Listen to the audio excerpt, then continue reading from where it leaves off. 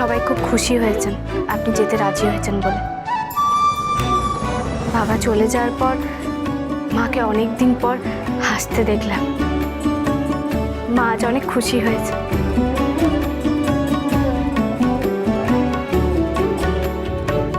Thank you খুব ছোট শব্দ, তবু বলছি। আপনি আমার বাড়ির সবার মুখে হাসি ফুটিয়েছেন, তাই আমিও আপনার ফ্যামিলির সবার মুখে হাসি ফোটালাম।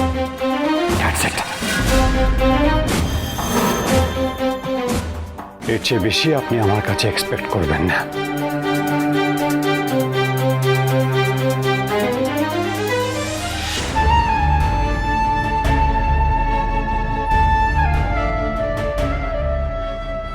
কি বলে গেলেন উনি এটা?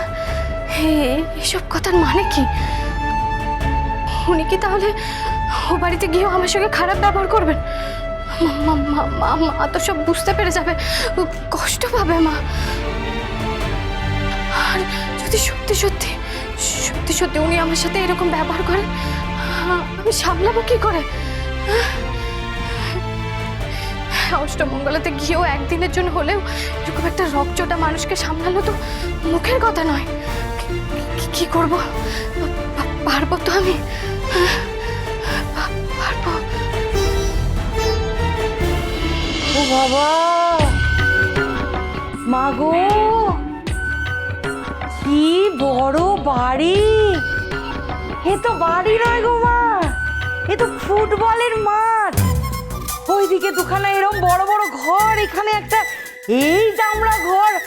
ভাবা যায় কি বড় বাড়ি!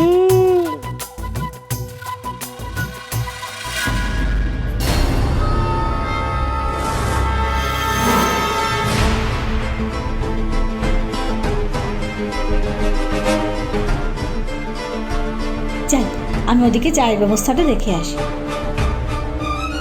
দাঁড়ান। সেদিন আমাকে বাধ্য করলেন বিয়েটা করতে, সবার সামনে অপমান করলেন, যা ইচ্ছে তাই বললেন, আর আজকে নেমন্তন্ন করতে শটান বাড়িতে। কেসটা কি? কেস? কই, কিছু না তো।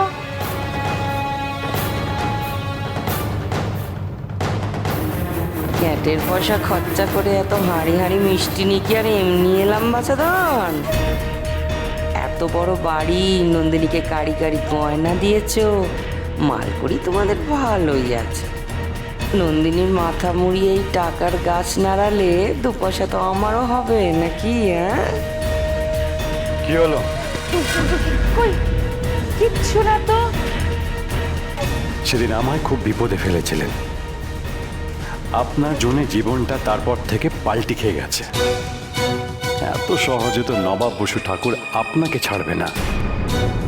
নিমন্ত্রণ রক্ষা করে আপনাকে আচ্ছা করে টাইট দেব। আর একটা কারণও আছে, সেটা সারপ্রাইজ থাক। সারপ্রাইজ। আমি বরং তোমাদের ছাদটা একটু দেখে আসি, কেমন? ছাদে কি আছে? কেন, সাথে কিছু নেই? মানে এই বাগান টাগান আর কি, শিউলি, গোলাপ, টগর, এইসব ফুল গাছ। বিচুটি আছে,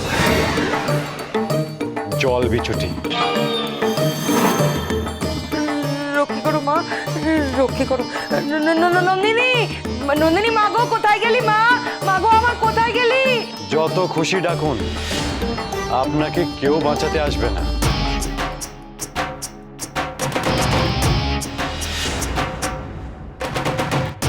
রেগে গেছে মনে হচ্ছে।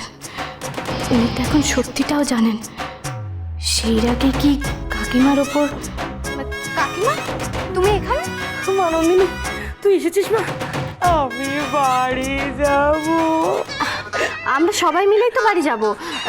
তুমি যাও না, বসার ঘরে বসো, আমরা রেডি হয়ে আসছি। হ্যাঁ ঠিক, বাবা ঠিক বলেছিস। আমি তাহলে যাই। শিব শিব শিব শিব শিব শিব শিব শিব শিব শিব শিব শিব শিব শিব শিব। কি কি জামা নেবেন আপনি একটু আমাকে দেখিয়ে দেবেন? এর থেকে বেটার কোনো অজুহাত পেলেন না ওনাকে বাঁচানোর জন্য? কাকে বাঁচাবো? আপনারা তিতলির বয়স কি এক নাকি? কিছুই বোঝেন না আপনি। আপনার কাকিমা শুধু আমাকে নয়, আপনাকেও ষড়যন্ত্র করে ফাঁসিয়েছে, আর আপনি গায়ে পড়ে ওনাকে বাঁচাচ্ছেন। এরপরে আপনাকে বিশ্বাস করব? আমার জায়গায় আপনি থাকলে কি করতেন? দেখুন, আপনি আপনি ভুল বুঝছেন, আমার কথাটা শুনুন। সত্যিটা আমি আপনাকে বলছি, উনি ইচ্ছে করে সাবোতাজ করেছেন, আর আপনি ওনাকে বাঁচাচ্ছেন। সবাই মিলে আমাকে ফাঁসিয়েছে, এরপর বিশ্বাস করা যায় না, কাউকে না। আরে আরে আপনি শুনুন তো, আমার কথাটা শুনুন। আরে শুনছেন? আমার কথাটা তো শুনুন। আপনি আপনি ভুল ভাবছেন, আপনি কথাটা তো শুনুন আমার। আলমারি থেকে আমার জামা কাপড় বার করে দিন। কি হলো, কোনো সমস্যা? না, বড় ব্যাগ লাগবে আছে।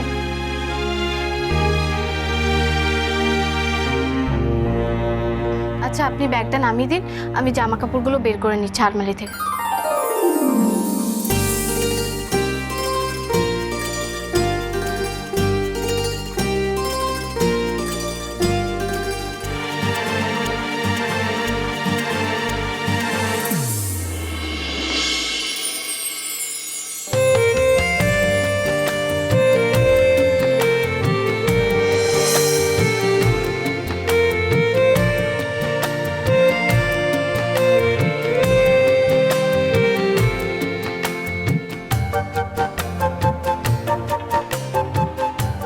ফুলের গায়ে মূর্ছে যাচ্ছিল, সামান্য করা জামা কাপড় পরে গেছে, তাতেই তাল সামলাতে পারছে না। ওইভাবে কেউ জামা কাপড় গুজে গাজে রাখে? নিজের জিনিসের যত্ন নেই আপনি, ভাঁজ টাঁজ না করে এভাবে গুজে গাজে ডাই করে রেখে দিয়েছেন। জামা কাপড় থেকে ড্যাব ড্যাব গন্ধ ছাড়ছে। আমার ভাইও না সুন্দর করে গুছিয়ে গাছিয়ে জামা কাপড় রাখে, আপনার এটুকু সেন্স নেই। এই ঘর আমার, আর এই ঘরে জামা কাপড় আমি এইভাবেই রাখি, এইভাবেই পরি, আর এই জামা কাপড়গুলোই আপনাদের বাড়িতে নিয়ে যাব। আমি কোনো ফ্যাশন শোতে যাচ্ছি না, আমি যাচ্ছি শুধু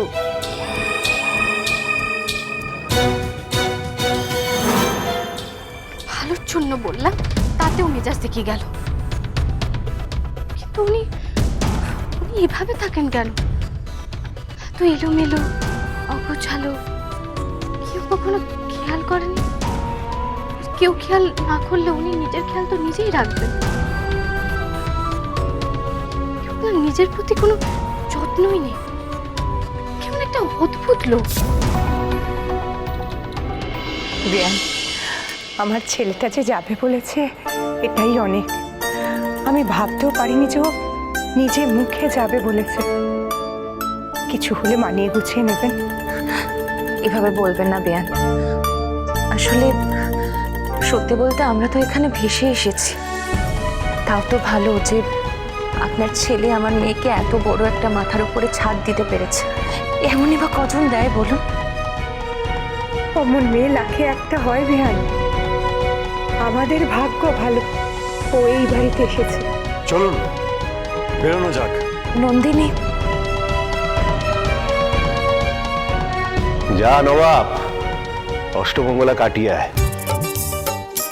সত্যি ওদের বিয়েটা যেভাবে হলো, এত কিছু যে হবে ভাবতেই পারিনি। এ তো সবটাই স্বপ্নের মতো লাগছে।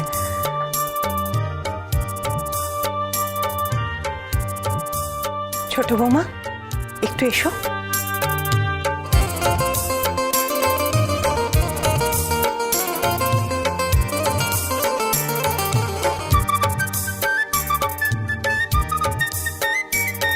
এটা রেখে দাও, রাখো। ওই বাড়িতে যাওয়ার সময় কিছু মিষ্টি কিনে নিয়েছো। হ্যাঁ, ওই নবাবকে দিলে ও আবার সবার সামনে কি না কি বলে বসবে, সেই জন্য তোমাকেই দেওয়া। এর থেকে বেশি কিছু তো আমরা পাঠাতে পারলাম না। দেখো মা, যেন গীত বিতান বাড়ির মান থাকে। কি হলো, বেরোবো তো? আরে রেডি হয়ে দাঁড়িয়ে থাকতে আমার খুব বিরক্ত লাগে। এসো এসো।